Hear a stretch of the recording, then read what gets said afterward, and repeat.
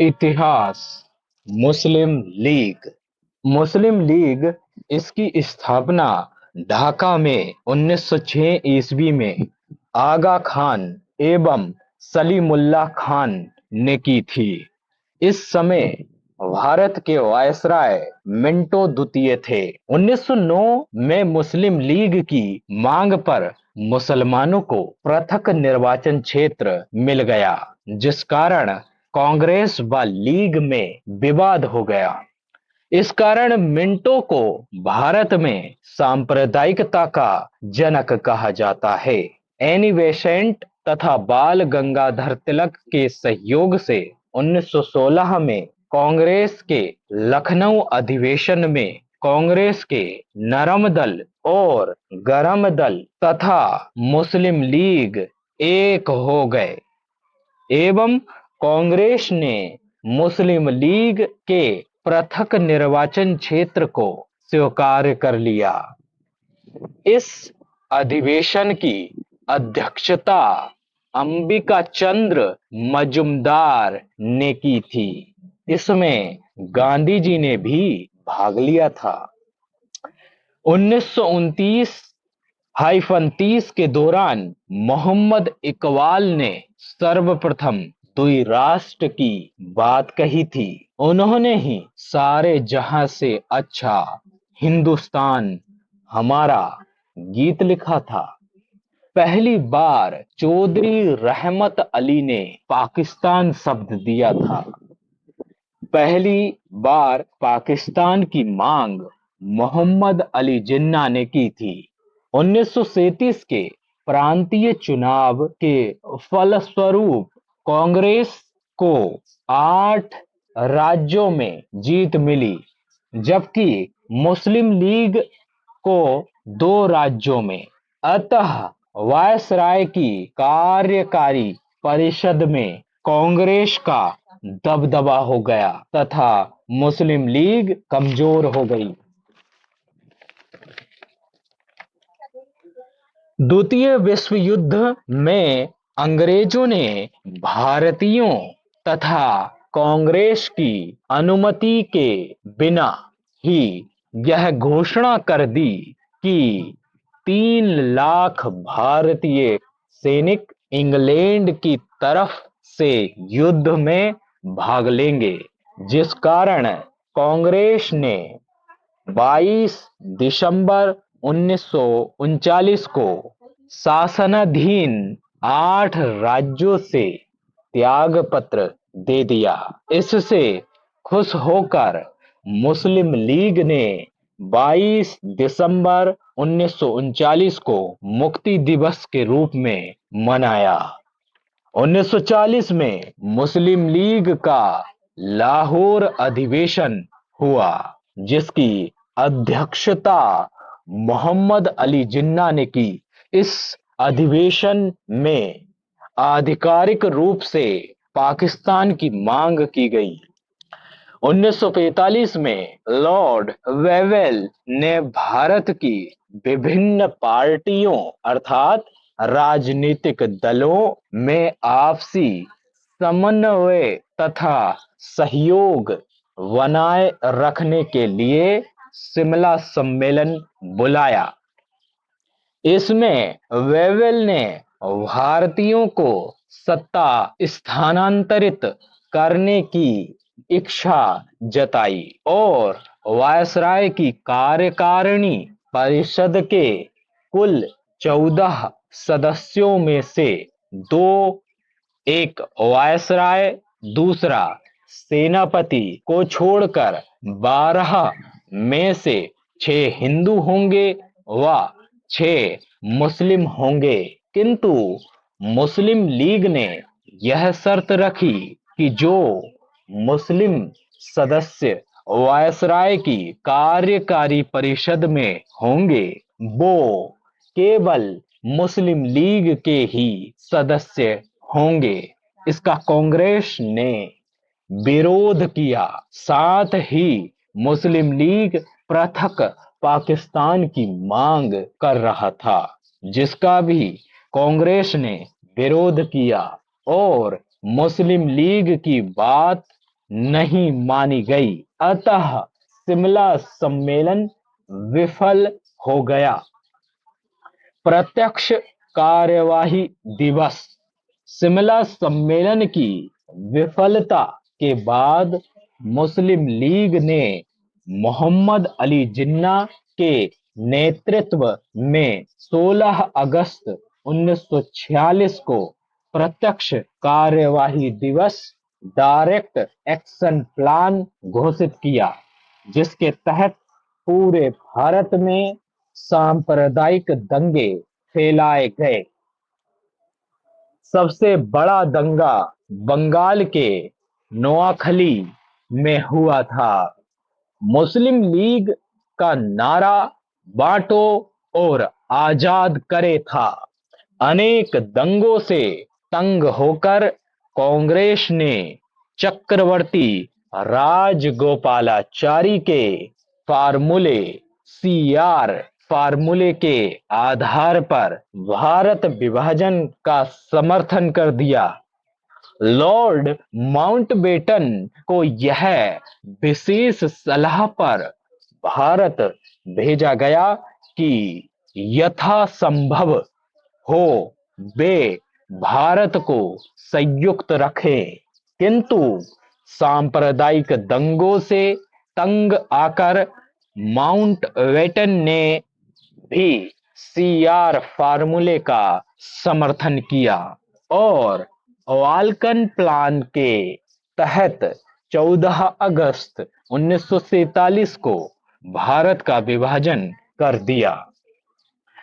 McCall Radcliffe के नेतृत्व में भारत पाकिस्तान के बीच रेडक्लिफ नामक विभाजन रेखा खींच दी गई। मोहम्मद अली जिन्ना को पाकिस्तान का निर्माता कहा जाता है। लियाकत अली पाकिस्तान के पहले प्रधानमंत्री बने जो संयुक्त भारत के वित्त मंत्री थे। सुभाष चंद्र बोस, इनका जन्म 23 जनवरी 1897 को उड़ीसा के कटक में हुआ था। इनके गुरु चित्तरंजन दास थे। सुभाष चंद्र बोस ने 1920 में इंडियन सिविल सर्विस आईसीएस की परीक्षा पास की थी, किंतु 1921 में असहयोग आंदोलन के दौरान त्यागपत्र दे दिया और राजनीति में प्रवेश कर गए। 1938 में सुभाष चंद्र बोस ने गुजरात के हरिपुरा कांग्रेस अधिवेशन की अध्यक्षता की थी। 1939 में मध्य प्रदेश के त्रिपुरी में होने वाले कांग्रेस अधिवेशन में महात्मा गांधी पट्टाभी सीतारमैया को अध्यक्ष बनाना चाहते थे, किंतु जब मतदान हुआ तो सुभाष चंद्र बोस को अध्यक्ष चुना गया, जिस कारण गांधी एवं बोस में मतभेद हो गया।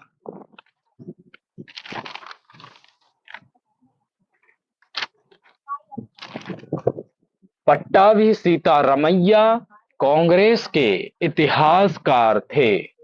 गांधी जी से मतभेद होने के कारण सुभाष चंद्र बोस ने कांग्रेस के अध्यक्ष पद से त्यागपत्र दे दिया और एक अलग दल फॉरवर्ड ब्लॉक की 1930 में स्थापना की।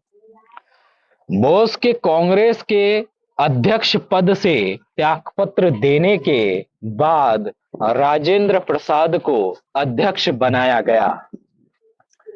1940 में भड़काऊ भाषण के कारण बोस को जेल हो गई। 1941 में उन्हें जेल से रिहा किया गया। सुभाष चंद्र बोस जर्मनी में हिटलर से मिले। हिटलर ने इन्हें नेताजी की उपाधि दी थी। हिटलर ने जिन भारतीय सैनिकों को द्वितीय विश्व युद्ध के दौरान बंदी बनाया था, को हिटलर की कैद से छुड़ाकर सुभाष चंद्र बोस ने इंग्लैंड के विरुद्ध लड़ने के लिए प्रेरित किया।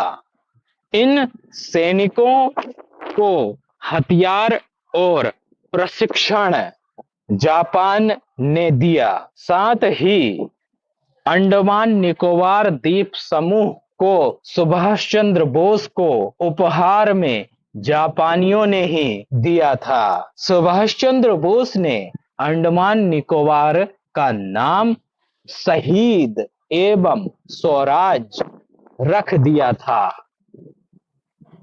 सिंगापुर में हिटलर की कैद से छुड़ाए सैनिकों को आजाद हिंद फौज का हिस्सा बना दिया गया। तब सुभाष चंद्र बोस ने रेडियो के माध्यम से गांधी जी से आशीर्वाद प्राप्त करते समय उन्हें राष्ट्रपिता कहकर संबोधित किया था। आजाद हिंद फौज, इसके गठन का विचार सबसे पहले भारतीय कैप्टन मोहन सिंह ने दिया था। आजाद हिंद फौज के संस्थापक रास बिहारी बोस थे। 4 जुलाई 1943 को सुभाष चंद्र बोस आजाद हिंद फौज के कप्तान बने। इन्हें आजाद हिंद फौज का वास्तविक संस्थापक माना जाता है। 21 अक्टूबर 1943 को सिंगापुर में सुभाष चंद्र बोस ने आजाद हिंद सरकार की स्थापना की थी और तुम मुझे खून दो, मैं तुझे आजादी दूंगा नारा दिया था। सुभाष चंद्र बोस ने आजाद हिंद फौज के सैनिकों को लेकर मणिपुर पर आक्रमण किया और उसे जीत लिया। तब मणिपुर के इम्फाल से सुभाष चंद्र बोस ने जय हिंद दिल्ली चलो का नारा दिया। 6 अगस्त तथा 9 अगस्त 1945 को अमेरिका ने जापान पर परमाणु हमला कर दिया, जिस कारण सुभाष चंद्र बोस ने जापान छोड़ दिया। किंतु 18 अगस्त 1945 को ताइवान फार्मोसा के समीप विमान दुर्घटना में उनकी मृत्यु हो गई। जापान सरकार ने उनकी मृत्यु की घोषणा 22 अगस्त 1945 को की। सुभाष चंद्र बोस की मृत्यु के बाद आजाद हिंद फौज के सैनिकों पर अंग्रेजों द्वारा लाल किला में मुकदमा चलाया गया। इन सैनिकों की वकालत जवाहरलाल नेहरू व तेग बहादुर सप्रू और के.एन. काकजू जैसे वकीलों ने की थी। क्रिप्स प्रस्ताव, मार्च 1942। द्वितीय विश्व युद्ध में भारतीयों का सहयोग प्राप्त करने हेतु क्रिप्स प्रस्ताव भारत आया था। क्रिप्स प्रस्ताव के अध्यक्ष क्रिप्स ने भारतीयों के समक्ष यह प्रस्ताव रखा कि यदि द्वितीय विश्व युद्ध में भारतीय उनका साथ देंगे तो युद्ध के बाद भारत को एक भारतीय संघ बनाया जाएगा, राज्यों को स्वायत्तता दी जाएगी, वायसराय की परिषद में भारतीयों की संख्या बढ़ा दी जाएगी इत्यादि। कांग्रेस ने क्रिप्स प्रस्ताव को अस्वीकार कर दिया। गांधी जी ने इसे पोस्ट डेटेड चेक कहा, जबकि जवाहरलाल नेहरू ने इसे एक दिवालिया हो चुके बैंक का पोस्ट डेटेड चेक कहा। क्रिप्स प्रस्ताव अंततः असफल हो गया। धन्यवाद। समाप्त।